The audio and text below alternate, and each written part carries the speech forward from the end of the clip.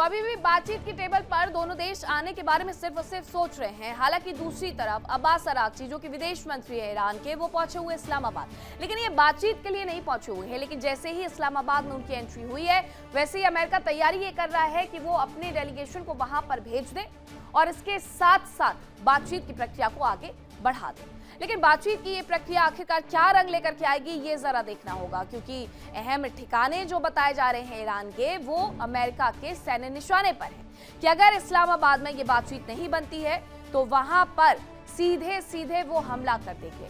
अब आगे आने वाले वक्त में ये कह पाना बिल्कुल नामुमकिन हो गया है कि आखिरकार आगे स्थिति बद से बदतर होगी या फिर सुधरने के थोड़े बहुत आसार रह गए हैं, क्योंकि एक तरफ बातचीत की टेबल पर आने की जरा सी कोशिशें करते हुए नजर आते हैं दोनों ही देश के डेलीगेशन, लेकिन दूसरी तरफ अमेरिका के राष्ट्रपति डोनाल्ड ट्रंप एक के बाद ऐसे बयान दे देते हैं जिसकी वजह से पूरा मामला बिगड़ जाता है। अब उनके बयानों की वजह से फिर से ये बातचीत की टेबल पर आते आते दोनों देश रह न जाए। खबर यह है कि ईरान ने अपनी ताकत दिखाई है, मिसाइल सिटी में मिसाइल का उसने प्रदर्शन कर दिया है। ये बताया जा रहा है कि ईरान ने मिसाइल सिटी एक बार फिर से दिखा दी है। वो मिसाइल सिटी को बार बार दिखा रहा है और ये बताने के लिए दिखा रहा है कि मिसाइलों का जखीरा अभी तक उसके पास से समाप्त नहीं हुआ है, बल्कि उसकी मिसाइलें जस की तस अभी भी उसके पास बनी हुई है। प्रदर्शन के जरिए अमेरिका को चेतावनी भी उसकी तरफ से जारी की जा रही है।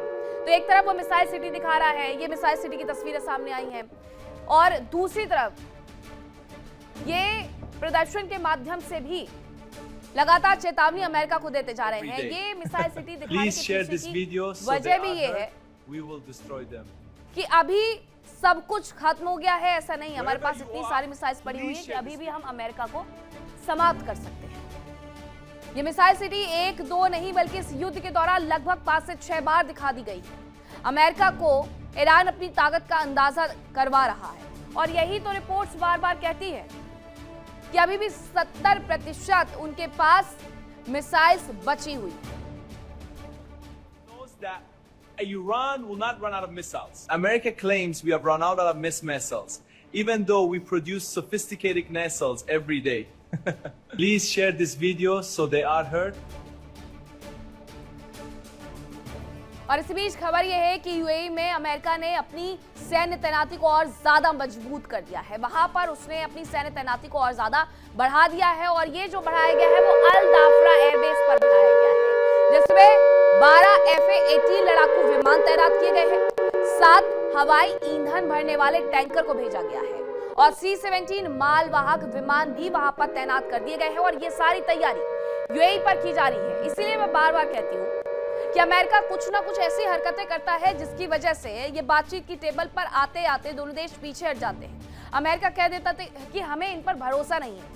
भरोसा ना करने की वजह ये ऐसी खबरें होती हैं, जहां यूएई में आखिरकार अचानक से अपनी सैन्य तैनाती बढ़ाने का उस वक्त पर क्या मतलब है जब इस्लामाबाद में बातचीत की टेबल पर आने के प्रयास चल रहे हैं। अल दाफरा एयरबेस पर जब ये सैन्य तैनाती बढ़ा रहे हैं, इतनी बड़ी संख्या में 18 लड़ाकू विमान भेज रहे हैं, 7 हवाई ईंधन भरने वाले टैंकर भेज रहे हैं, C-17 मालवाहक विमान तैनात कर रहे हैं, तो दूसरा देश ये समझता है कि ये सिर्फ और सिर्फ प्रेशर बनाने की कोशिश की जा रही है, इसलिए वो बार बार बातचीत से पीछे हट जाता है। ईरान ने यह स्पष्ट कर दिया कि अगर इस्लामाबाद में बातचीत होगी तो अमेरिका के साथ आमने सामने की कोई बातचीत नहीं होगी। यानी इस बार भी पाकिस्तान मैसेंजर की भूमिका में रहेगा। ईरान का मैसेज लेगा, अमेरिका को देगा, अमेरिका का मैसेज लेगा, ईरान को देगा। ईरान ये कह रहा है कि हमारी ताकत समाप्त नहीं हुई है, हमारे पास मिसाइल सिटी में अभी भी अकूत भंडार पड़ा हुआ है मिसाइलों का। एक दिन में 200 मिसाइल और 300 ड्रोन हम दाग सकते हैं। रिपोर्ट्स ये बताती है, अमेरिकी मीडिया के हवाले से ये जानकारी मैं आपको दे रही हूं, जिसमें ये कहा गया कि अभी भी ईरान के पास 70% मिसाइल जस की तस पड़ी हुई है। लेकिन यही रिपोर्ट्स अमेरिका की ये दावा करती हैं कि अमेरिका के पास हथियारों के जखीरे की कमी आने लगी है। यही वजह है कि अमेरिका ने जिन देशों को हथियार सप्लाई का वादा किया था उससे भी वो मुकर गया है। उसके पीछे की वजह यह है कि जिन हथियारों को खत्म करना 1 से 4 सालों में था, उसे मात्र 40 दिन में इस युद्ध में खपा दिया गया है। अब खबर यह है कि ईरान की अमेरिका को एक बड़ी धमकी देखने को मिली है, जहां मिसाइलों का बड़ा जखीरा अभी भी बाकी है। ईरान की तरफ से यही कहा गया, और यही तो वो मिसाइल सिटी के माध्यम से तस्वीरें दिखा करके कह रहे हैं कि जखीरा अभी भी बचा हुआ है। ईरान के लोग कुर्बानी देने के लिए तैयार हैं वॉलंटियर तौर पर 2 करोड़ लोगों ने आगे आकर के ये कहा है कि वो ईरान के लिए अपनी कुर्बानी देने के लिए भी तैयार है, वो लड़ने के लिए, जंग में उतरने के लिए तैयार है। 30 मिलियन लोगों ने जंग के लिए रजिस्ट्रेशन करवा दिया है, ये ईरान की तरफ से कहा जा रहा है।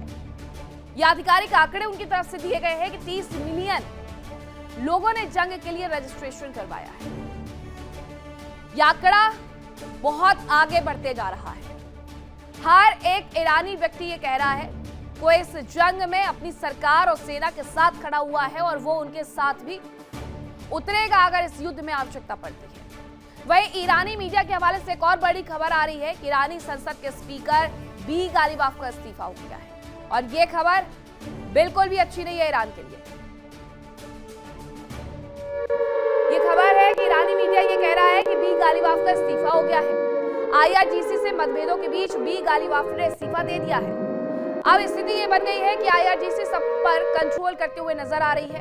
एम वहीदी जो नए कमांडर हैं, उन्हें मुस्तफा खामने के बाद दूसरे नंबर का सबसे शक्तिशाली व्यक्ति माना जा रहा है और कहा जा रहा है कि अमेरिका और ईरान के बीच में अगर बातचीत नहीं हो पा रही है तो इन्हीं कमांडर की वजह से नहीं हो पा रही है। वाहिदी का इंटरफेरेंस बहुत ज्यादा ईरान की सरकार में बढ़ गया है। ईरानी संसद के स्पीकर बी गालिबाफ ने अगर इस्तीफा दिया है तो उसके पीछे की वजह यही मतभेद है। यह खबर हमने आपको विस्फोट में पहले भी दिखाई थी कि IRGC और सरकार के बीच में सब कुछ ठीक नहीं है। हालांकि उसे ईरान की तरफ से प्रोपेगेंडा करार दिया गया था, लेकिन अब जब बी गालिबाफ का इस्तीफा हो गया है तो इन खबरों पर सीधे सीधे ठप्पा लग जाता है कि IRGC और सरकार के बीच में सब कुछ ठीक बिल्कुल भी नहीं है। इसी वजह से बी गालिबाफ को इस्तीफा देना पड़ा और अभी ये इस्तीफे और आएंगे, क्योंकि पेजिशकियान को लेकर के भी यही कहा गया था कि IRGC पेजिशकियान को, यानी वहां के ईरानी राष्ट्रपति को काम करने नहीं दे रही है, फ्री हैंड नहीं दे रही है, मुस्तफा खामने से मिलने नहीं दे रही है। वो भी कभी भी ऐसा कोई कदम उठा सकते हैं। अमेरिका और ईरान के बीच समझौता नहीं हो पा रहा है, बातचीत के प्रयास चल रहे हैं, लेकिन कामयाबी नहीं मिल पा रही है। इन सब के बीच में अमेरिकी सेना तैयार है। जानकारी ये मिली कि अमेरिका ने ईरान में अपनी हिट लिस्ट तक तैयार कर ली है।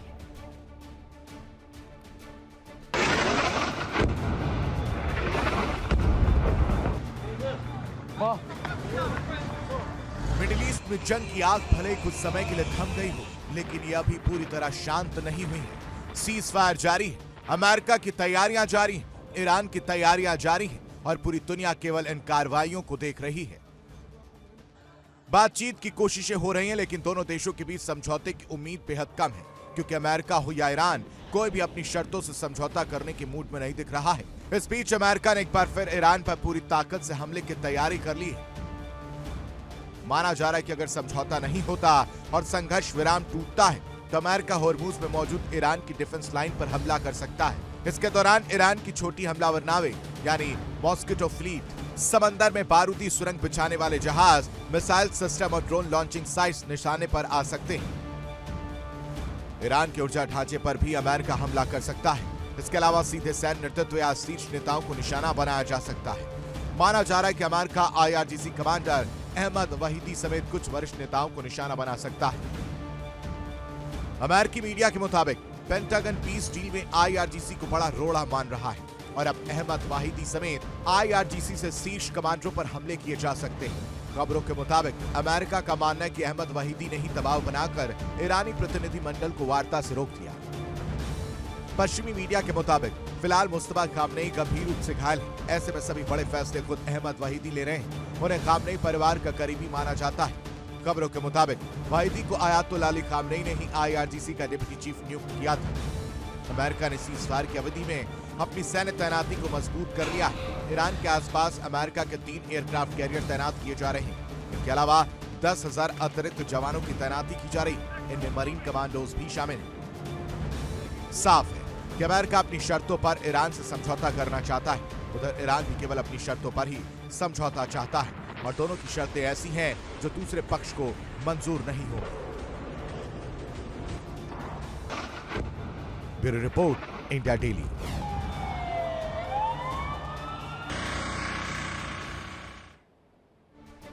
हर गुजरता दिन मिडिल ईस्ट के लिए टेंशन बढ़ाते जा रहा है।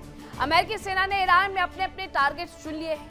अब आइए आपको बताते हैं उनके टारगेट्स के बारे में। सबसे पहले यूएस की हिट लिस्ट क्या है, जरा वो जान लीजिए। ईरान पर हमले के लिए तैयार है अमेरिकी सेना और इसके लिए तमाम तैयारियां करके सैन्य तैनातियां बढ़ाई जा रही हैं। यूएई के बेस पर वो तैनातियां बढ़ा दी गई हैं, जैसा हमने आपको बताया। संघर्ष विराम टूटते ही अमेरिकी सेना फिर से एक बड़ा हमला ईरान के ऊपर कर सकती है। हॉर्मुज के करीब ईरानी डिफेंस लाइन पर अटैक की तैयारी भी की जा रही है। जो छोटी छोटी शिप वहां पर घूमते हुए नजर आती है, सीधे अमेरिका की तरफ से आदेश है कि उन्हें वहीं पर समुद्र में डुबो दिया जाए। ईरान की मिसाइल, ड्रोन, नेवल पावर पर एक बड़ा हमला हो सकता है, ऐसी तैयारी अमेरिका की तरफ से की जा रही है। सीज फायर टूटे और वो हमला करने के लिए आगे बढ़े। ईरान के एनर्जी सेक्टर पर भी हमले हो सकते हैं, ये भी बताया जा रहा है। तो ये तमाम तैयारियां हैं। ईरान के सैन्य और सियासी नेताओं पर भी हमले संभव है, ये भी कहा जा रहा है। यूएस के निशाने पर आईआरजीसी कमांडर अहमद वाहिदी भी है, क्योंकि इनकी वजह से अमेरिका और ईरान के बीच में वार्ता नहीं हो पा रही है, इसलिए ये हिट लिस्ट में सबसे ऊपर रखे गए हैं। देखिए इंडिया डेली 24/7 अब आपकी स्मार्ट टीवी पर। इंडिया डेली मौजूद है सभी डिजिटल प्लेटफॉर्म पर लाइव और लगातार। इंडिया डेली 24/7 हर दिन राष्ट्र को समर्पित।